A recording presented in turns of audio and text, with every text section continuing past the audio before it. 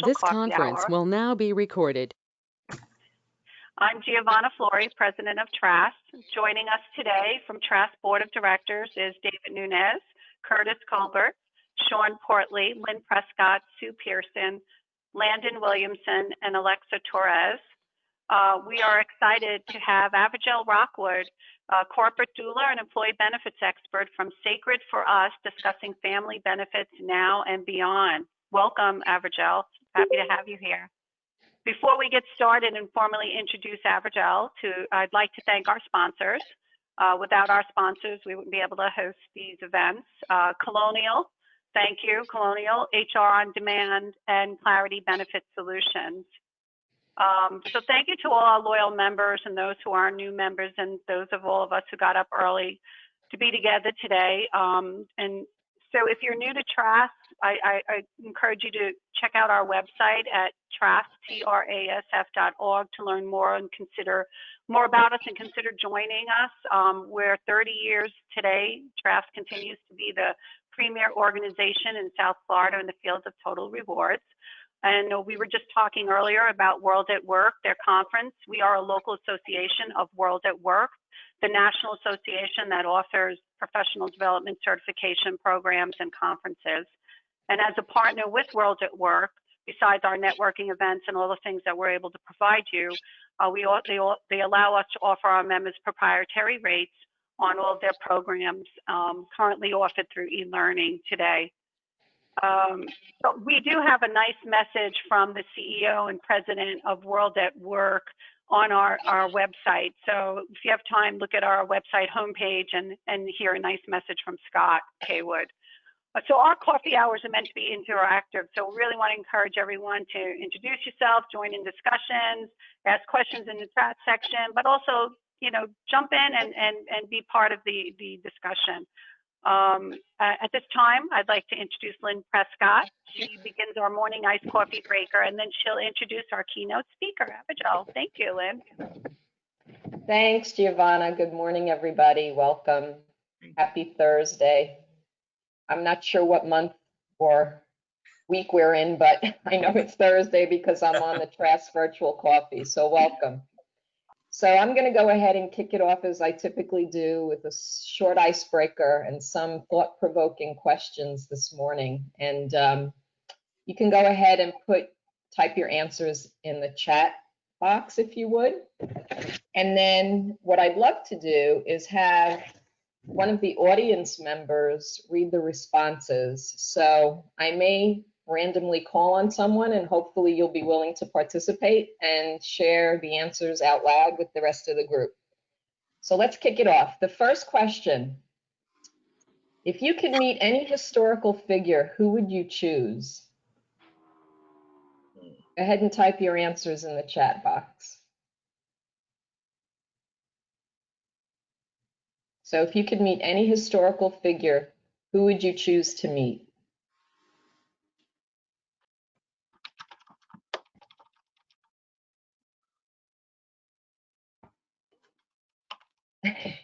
Anyone? They have to be alive? Okay. No, they're a historical figure, so chances are they're long gone. Okay, good. Einstein, that's a good one. Catherine, would you like to read the answers for us? Oh, I like yes. that. So far we have Einstein, looks like 5-time Godfather, John the Apostle. I wrote Martin Luther King, Jesus, Abraham Lincoln. There's another MLK, Leonardo da Vinci, Golda Meir, and Brown Jefferson. Oh, that's a nice eclectic mix. Could you imagine if we had the opportunity to meet all of them? That would be really, really cool. Here's one I think that we'll all relate to. If you could choose your age forever, what age would you choose and why? I know, Giovanna, you're probably thinking the same thing I am. If you could choose your age forever, what age would you choose and why? I like that, Michael. Walter, would you like to read the answers for us?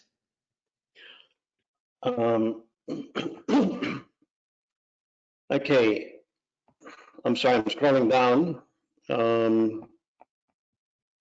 29, still young, but also with experience. My current age, I am happy where I am. 29, 35, you are both young and old enough for everything. I vote for that one, by the way. I was going to put 35. 27, still young and athletic, but not as dumb. Also agree with that one.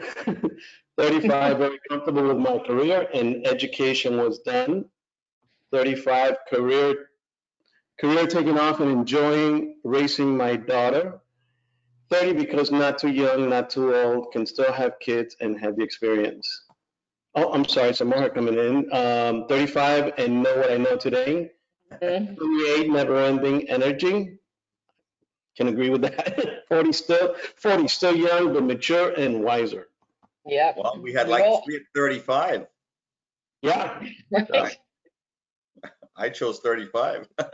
We all want to be young with all the wisdom and experience that we have today, right?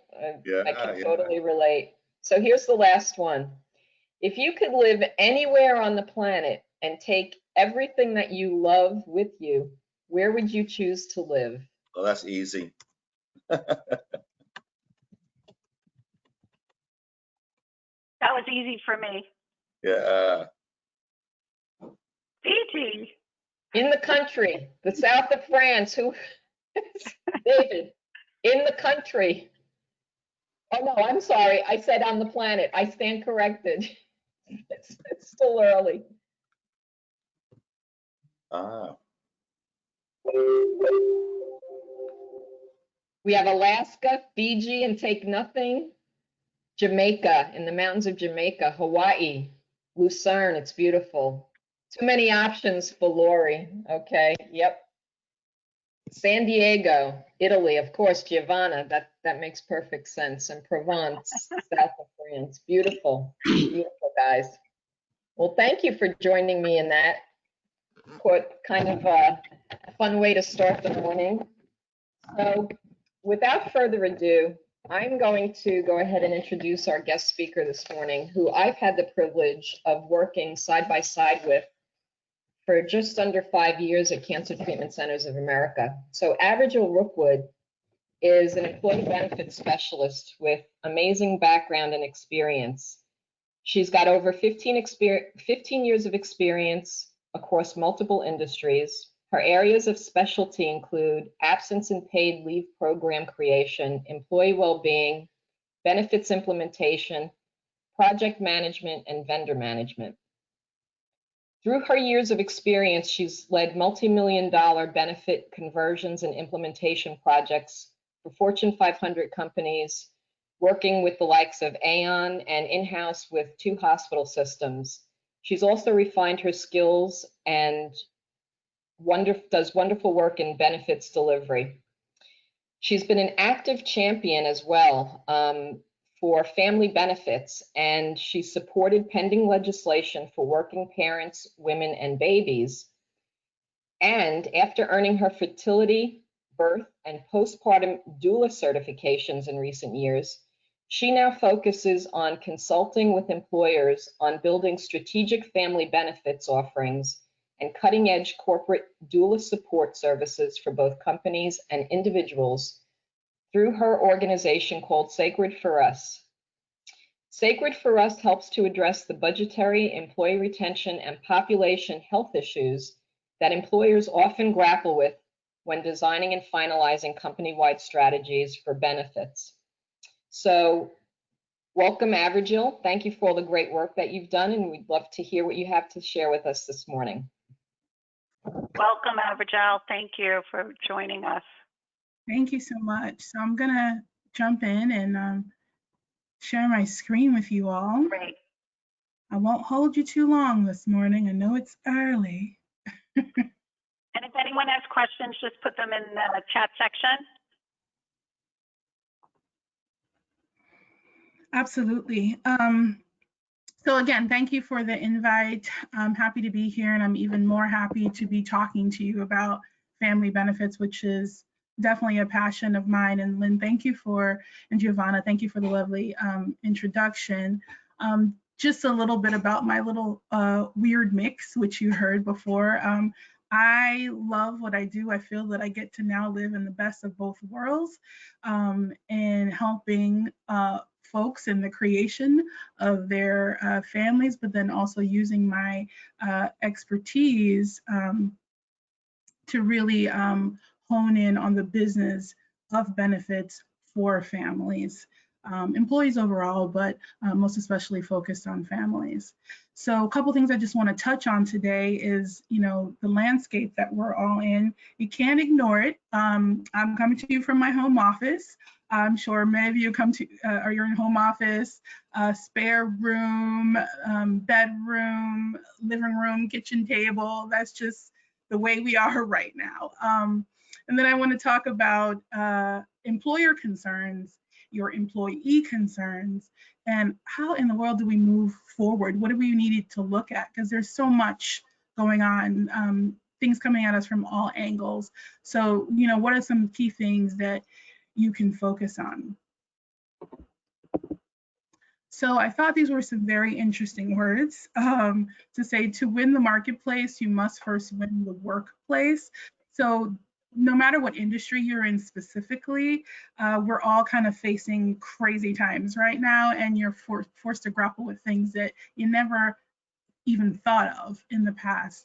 But in order to stay afloat and continue to win in whatever industry you're in, you have to take care of the driving force behind that, and that's the people who work for your companies, the actual workforce in your workplace. And so these are ways that we can do that. So outside of the intrinsic reasons that people show up for work every day, like goals and personal achievement, a lot of why people come to work every day are benefits and compensation, which is, the space and total rewards that we're all in right now. And over half of us are insured because we're in employment-based coverage. But 30 million of us are uninsured, and these are not elderly or homeless. These are non-elderly adults in the working force today. So we still, no matter what, haven't been able to touch everybody.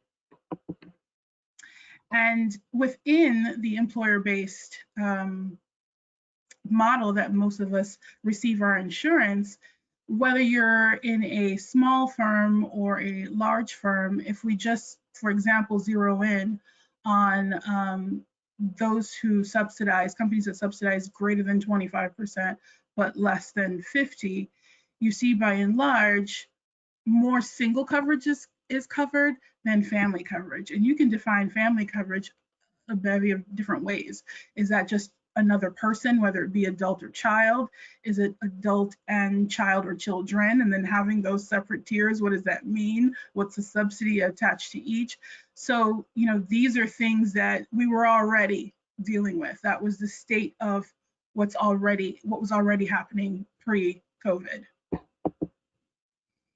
But now, we're all at crossroads, but the parents that work for you, and regardless of your industry, and most certainly depending upon if you have a large workforce between the ages of 18 and 45, you have a significant amount of your population who have families and or parents. So what are they dealing with right now? 40 to 80% has a increased household responsibility. So what does that mean? I mean, there's still only 24 hours in a day, regardless, but you have 40 to 80% of work to do.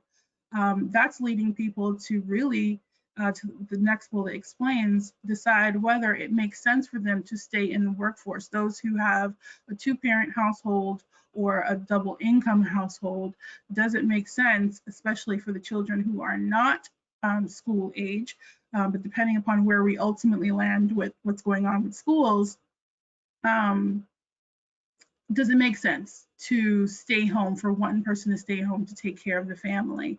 And the role fluidity is really coming to play in this circumstance.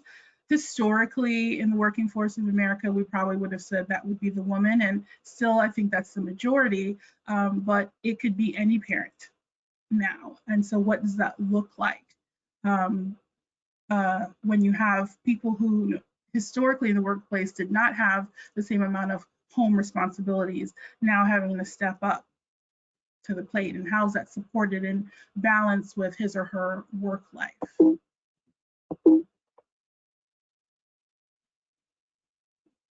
So what are the employer concerns? You'll probably hear me say this throughout the rest of the presentation, but HR as a whole is called to show up in ways probably that we've never before.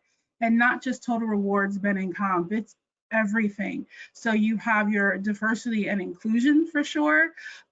You have your employer relations, compensation, benefits, attraction and selection, recruitment. All of those areas are now in this new environment that we're in having to show up. And we don't want in the world of benefits to do anything that's counterproductive to what's going on elsewhere. What we do strengthens others, what others do strengthens us, and it just needs to make sense. We need to have more of a synergistic relationship. Something else that people employers specifically are grappling is, what do we do about this return to work? Are you going to have folks return to work? How much of your force is returning to work? Who never left because they were deemed very necessary for the day-to-day? How does that look? I've seen many things as simple as bracelets that are color-coded, red, yellow, green. You know, red is like, get out of here. I'm just here because I have to be. I will not be in that conference room with you. To the other end of the spectrum, it's green. I'm okay with handshakes and high fives. You know, so how do you want to address that in your workplace? Another thing employers are grappling with is productivity. I think a lot of employers came into COVID worrying about the productivity of their workforce if they had to stay home. And now that we're months into the process, I think productivity has not dropped as much as people thought, but they're looking forward and calculating fatigue. What is that going to look like? People are starting to, which we should, watch the utilization of things like your EAP, your behavioral health. What's going on there? What trends are we seeing? And is that going to, at some point in the near future, start to really dip productivity? Now we have unique employment opportunities where although people are happy to have a job, but not even smoke clearing, but the smoke kind of just lifting, things won't be the same as they are today forever. And so when you have your high demand, highly skilled employees that are now able to, for example, an East Coast employee able to get a job on the West Coast so that he or she can deal with concerns in the home for the beginning of the day and be able to log on later while the family time is kind of winding down. That is an opportunity that's way more present than it has been in our past. And then dealing with changes that happen on a dime, intra-year changes. Usually in benefits, it's kind of set it and forget it, and you may have a project or two within the year.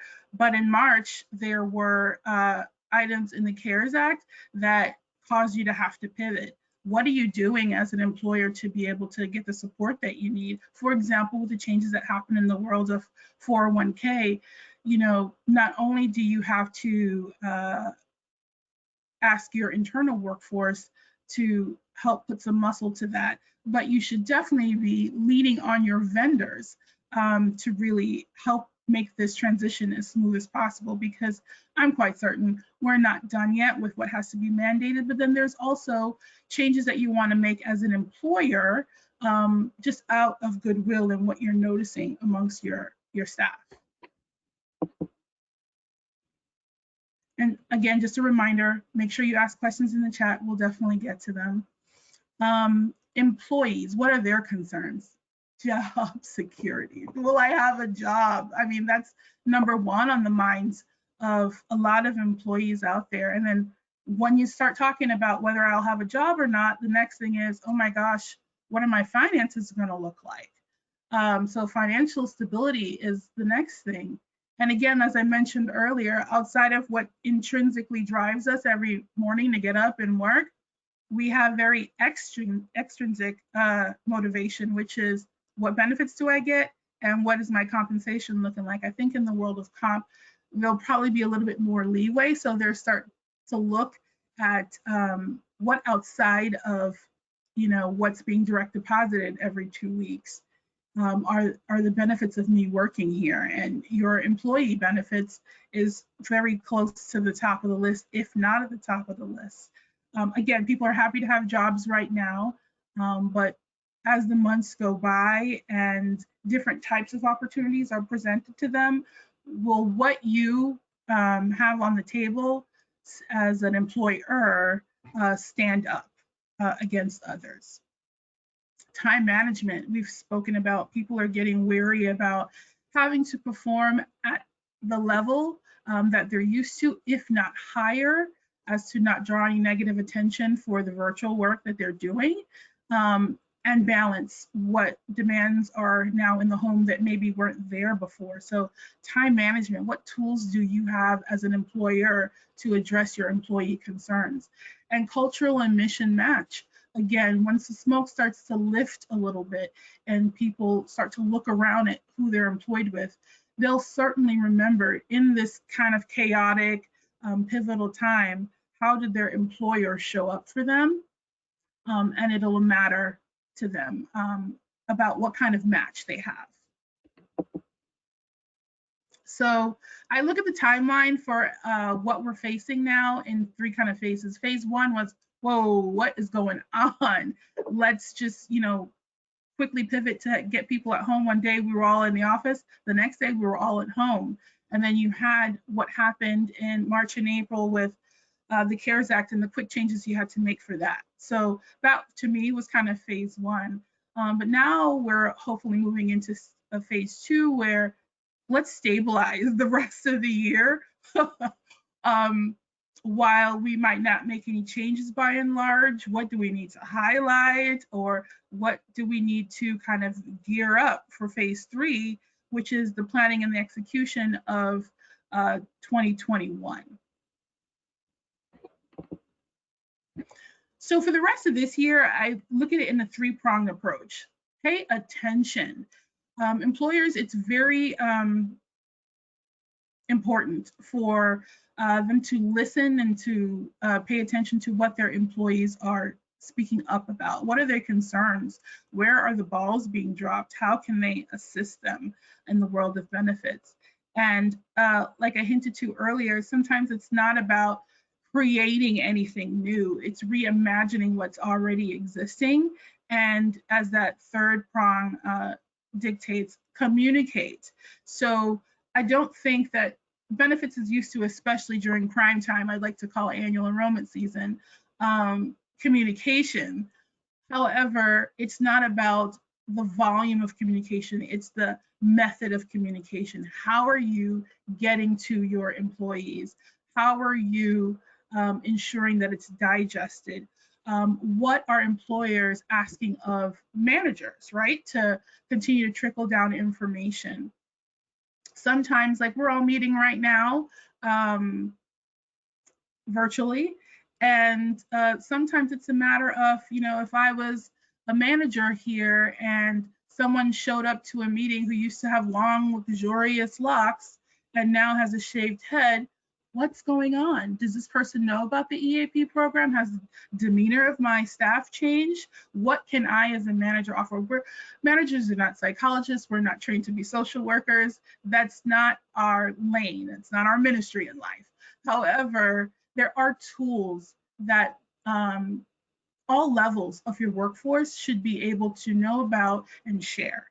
So that's just an example of what is your communication strategy looking like to get you through the remainder of this year. Next, what do we do to get us to 2021? Because if you have not started already thinking about it, you're behind the 8 ball. So start now and look at everything holistically. You don't want things to fight one another. Does your health and welfare plan work synergistically with your wellness program? Does your wellness program include financial health? So just what is the full package that you offer, and bring everyone to the table. We should not be doing 2021 work in silos. Legal needs to be at the table. You as benefits professionals need to be at the tables. Your strategists like myself needs to be with you. Your brokers and consultants need to be with you. All aspects of your support team. So I always joked around that in benefits, you're part of the Holy Trinity, which is benefits, payroll, and HIRS. So you have to work in lockstep with those people. Everything you do in benefits really affects, again, HR as a whole, but those 3 disciplines, in my opinion, really need to be in sync.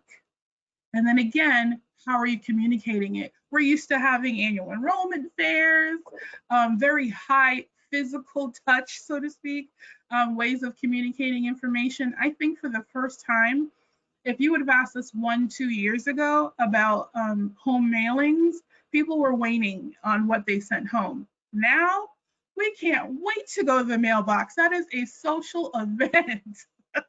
So I think for the first time, print might be going up in terms of communication for annual enrollment, because yes, we're tired of sitting in this kind of virtual space and droning on while people talk to you about your benefits, which you didn't understand in the first place. So giving something that's clear, concise, well thought out.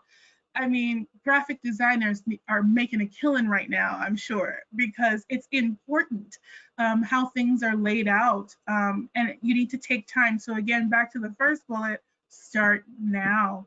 If you don't have benefits baked into your, communications baked into your benefits team, then get real familiar with whoever does communications for your organization as a whole, because that person should be one of your best friends in this planning stage. So what benefits I'm sorry, was there a question? No, just, we have a lot of questions. We'll get to them after the meeting. And thanks, Averjill. So what benefits specifically do you need to look at as an employer, and what are employees kind of already making noise about now? Telehealth.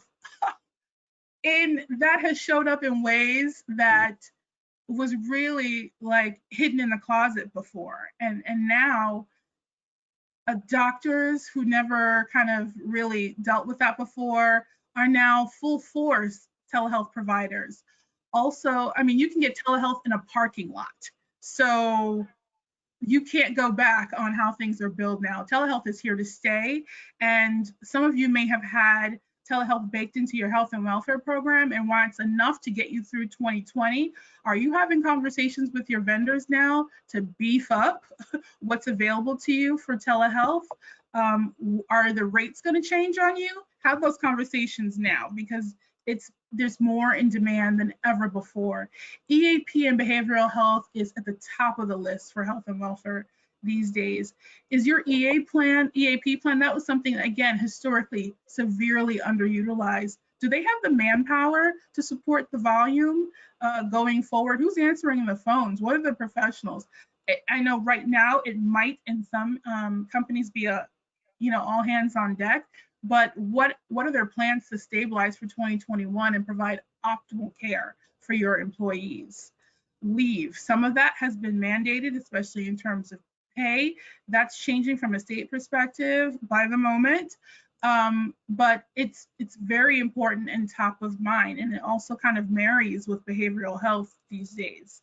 And I would say leave along with disability need to really be examined in this kind of planning stage. Again, it's not that, and I think it was maybe Michael that said this earlier, it's not that people are planning to really just uproot. First of all, the budgets aren't there. So how can you better use what you already have in place? How can you hold your vendors more accountable, who are probably more apt to maybe do more for less, so that you don't drop them all together, because they need the business too, especially these, when you look at, you know, something like a Cigna versus a smaller EAP provider, really wanting to keep the business. Wellness, again, does your wellness work well with financial and health and welfare benefits? It should support. And I think wellness, again, historically has gotten the short end of the stick, because the ROI is kind of long-term. It's not a quick fix. These days, I bet you the ROI on wellness is about to tick up faster. It's necessary. Fertility. In the beginning of COVID, a lot of your employees who were going through fertility care had to halt their progress altogether. And it wasn't until a month and a half later where they were allowed to. So now that fertility treatment is up and running again, your employees who are looking to either address their fertility issues or preserve their fertility are not going to tarry in terms of getting that done, just in case, you know, the environment gets worse, and that those services are the first to kind of be pushed to the side again. In today's environment, there are a multitude of ways that people begin families, and you as an employer are going to be held responsible for saying why there's so much of a lack in fertility coverage. These days, in the fertility space, you have the Win Fertility, you have Carrot, who really hone in on fertility, but then, and Ovia, then you have companies like Clio that kind of handle soup to nuts parenting, not only just fertility, but parenting. So it's really a lot to help you out there. Acute care. Unfortunately, there has been a continued trend of employees not going to the doctor for fear of just exposure, whether it be urgent care or even the emergency room. And it doesn't have to be anything COVID related. It could be, you know, just asthma issues, for example. Why haven't you taken this child? Because it's showing up in adult care and now pediatric care. Why didn't you take the child to urgent care or the emergency room? And now by the time you finally did, because it's out of control, it's a more urgent issue. Or simple things, cutting your finger to a point where normally you would have gotten stitches. Now you're waiting and there's an infection by the time you go to the doctor. So what are the co-pays looking like? What are the financial responsibilities of your employees? Outside of exposure, are there financial constraints that maybe you need to look at? Prescription, I'd link back to behavioral health. The trends will probably be screaming at you and easy to find. Now that you're not going to the doctor all the time, not just for behavioral health, just for your physical health and well-being, a lot of doctors are definitely using prescriptions to manage health since they can't physically see you as often. Are there barriers? Can you work with your vendors to kind of adjust what the financial responsibilities for your employees would be? And life insurance in all categories. I remember a time we're talking to an employee about life insurance, child life insurance. They would rush you off the phone, don't want to talk about it. Now it's probably something they're going to consider. So what does that old child life policy look like for you that probably might need to be updated or better communicated so people know the ins and outs of all life insurance policies? So those to me are the benefits that you want to put a spotlight on when you bring everybody to the table and kind of go off in your teams or handle it, you know, bit by bit. Those are the loudest of the bunch. So now, so that was the end of my presentation, and we'll definitely I'll answer questions. Thanks, Averjill. That was awesome. It was a lot of information, and we do have some great questions. I have a few too, but I didn't write them down. Irene was asking, in terms of performance and productivity, do managers need a different way to assess performance? I'm not a performance manager person. That's not my wheelhouse. However, I would say there's nothing wrong with what you used before. It's a matter of contact. If you put your employee hat on, you want to know that your manager cares about the work on your plate, and if at all possible, is giving you the best environment to get the work done, whether it means adjusted hours, whether it means teamwork, whatever that means. I think we just all, no matter what we are, where we show up in the world of HR, show up differently. And I think in assessing the performance, probably now I'm hearing people employers are finding their employees are much more productive. Yes. So I don't know that performance will be an issue. There's also job security. So people are working really hard, right, to keep their jobs. But there's a price. So I think employers are kind of at the ready to see, like, they're working 24/7, they're working really hard because they're scared to lose their job. But at some point, where is the breaking point, and how is that going to affect my bottom line as an employer? So what can we do from a benefit standpoint to bolster that fall, to prevent people from falling? That's where we come in. That's where employee relations, that's where we have our family of HR to support what we're trying to do in benefits. And to help avoid burnout, potential burnout, right? Correct. David asked, are HR departments adequately equipped to help employees understand their benefits to take advantage of an employer's offerings, especially with their health insurance and their EAP plans? In a word, David, no. I think that if you weren't already awesome at communication, just as a company, for no matter what it is, it's going to be even more decrease in the world of benefits.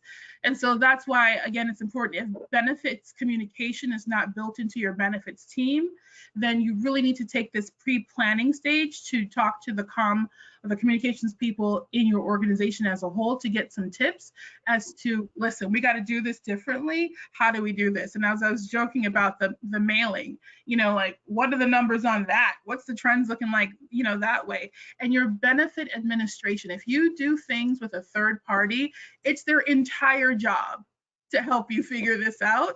So lean on them, pull up their chair to your table and hold them accountable to helping you develop a strong communications plan, because without that, you will be providing the greatest things, David.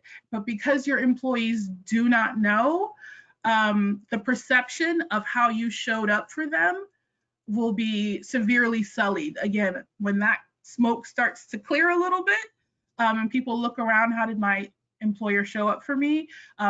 Communications is something that doesn't lie.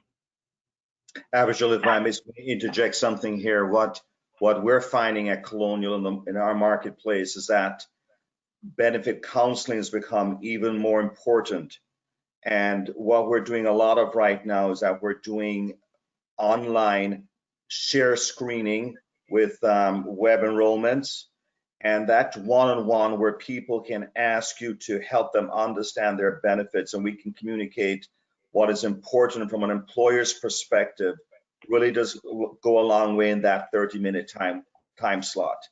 So that personalized one-on-one is so important still, and we can still do that rather than face-to-face. We can do that online. Absolutely. And for those who have Ben admin companies who work for them, is that built into your contract already? Because a call, people were shying away from talking to the person on the phone. They'd rather just pick up their phone and do it on the app or enroll online and 1-2 and done. So now they're going to have more pointed questions. So do they have the staff? And is that going to cost you any more as the employer? Are the questions that need to be asked? Right. Thank you. You're welcome. So Lynn, you had some questions. Feel free to read them off. Colton, hi Colton. It's nice to see you. So Averjill, wanted to ask you a question, you can as well. Hey Colton. So Averjill, I'm curious, have you been seeing an increase in the number of employers supporting fertility benefits? And if so, are there specific parameters around the level of costs that they'll reimburse and they won't support further? Absolutely, there is an increase, and that's how you have companies like Ovia, Carrot, Clio, really doing strong numbers in their offerings. And the premise, and again, it's all an amount of the contracts that you build with them, but the premise behind it is sometimes it's not about you spending more. What you've allotted in your fertility benefits is whatever number you're comfortable with, but how are people using it? How to help them use those same dollars smartly is sometimes the win in partnering with those companies. So you have your HSA dollars that people are haphazardly using in the world of fertility. But it doesn't, partnering with those companies and being very vocal about what you offer has not in the past few years ticked up, because sometimes employers are worried that, oh my God, if I start speaking loud about it, everybody's gonna do fertility now. The numbers that they'll show you really do not support that. It's just that those who are interested are more now informed and using their dollars smarter. Got it. It gives you cool points. Yes, definitely. It is actually, can potentially be an attractor, right? I mean, when the world sort of goes back to balance, it could potentially be an attractor or a small part of an attractor. Absolutely. I've had recruiters call me to say, give me the fertility benefits, because it's a yes or a no based on what that looked like for who they were trying to get in the door. Interesting. That's interesting. So how many companies are you working with currently that are engaging you for the corporate doula support services? And I'm curious to know if that trend is growing. So is there more of you available to the corporate world? Right now, it just depends. I've been doing kind of short projects and are now leaning towards the longer projects. And ironically, a lot of it has been in, you're going to see this work more prevalent in tech spaces and financial spaces, because what your family benefits look like is a real point of competition for those industries specifically. But I do see that interest kind of moving out. And there's two prongs to my business. There's the employer space, but then there's the individual space, and there's kind of when that meets in the middle. So you now have more companies who are looking to have a kind of doula on demand service for their employees. Imagine having a mom come back to work postpartum in this crazy time. Who does she talk to? Who has the resources in her area? It's more than likely a doula, because the OBGYN, the midwife, they're all done with you now. So it's the doula who can connect you, serve as that connector from a postpartum stage, and an educator in the prenatal stage. And so this is now becoming a differentiator across industries. Cool. Thank you. Mom had a question. Sorry, David. Yeah, I have a question regarding how do you pay for that? Is it on a PMPM basis per member per month, or do you pay a set fee for those services? How does that work?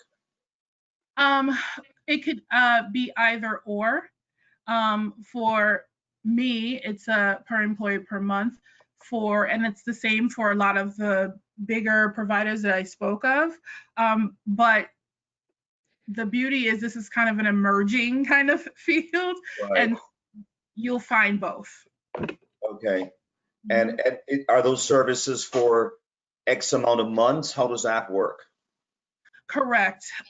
So it's usually broken down in the pre and postpartum stages, or very specific. So you just want the childbirth education piece, so that your employees feel more educated going into the birthing space, especially in COVID, where things are crazy and not how they normally were, and they don't have family support that they normally do. How can they advocate for themselves? So it can be broken down piecemeal. That's where the flat dollar amount comes in, or it could be like, soup to nuts.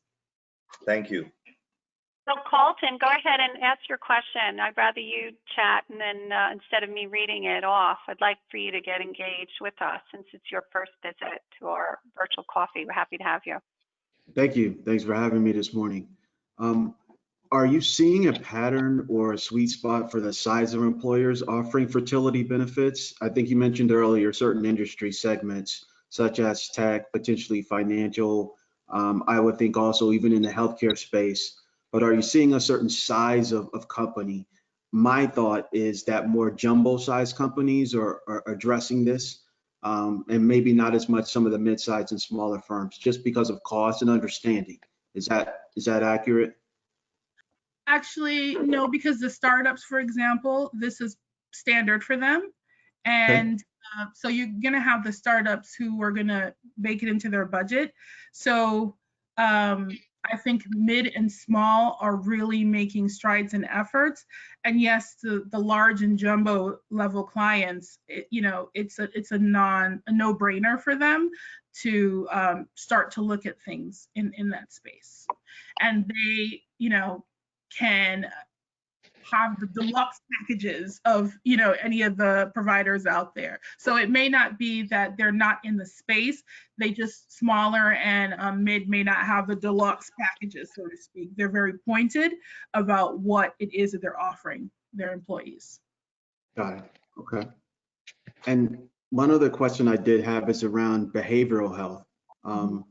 In terms of how employers are going to start addressing behavioral health, not only during, which is primarily through telehealth, EAP type services, but also post this environment, right? I imagine that there are going to be other stressors on the other side of COVID that probably need to be considered.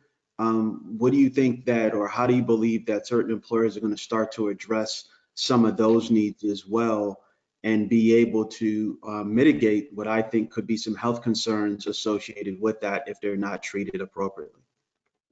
I think in terms of behavioral health, it's that just stigma, I'll just say, is not going to go away overnight.